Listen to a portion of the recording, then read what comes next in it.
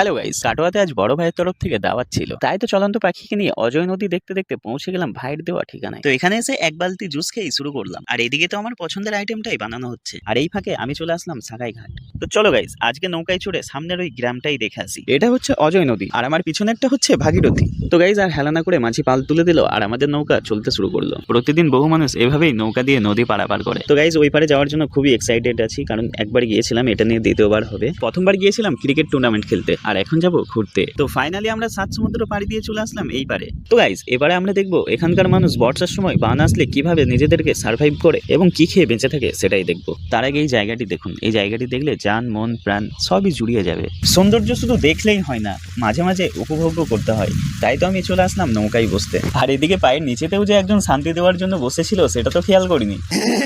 হ্যাঁ তো গাইস, এটা থেকে বুঝলাম এখানকার মানুষ মাছই খায়।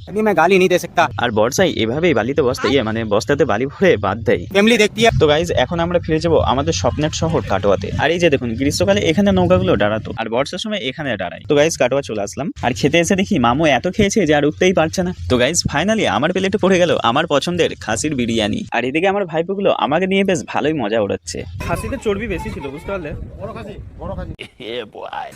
তোর বিয়ের দাওয়াত বললি এটা? আমার মেয়ে দাঁত খাবে।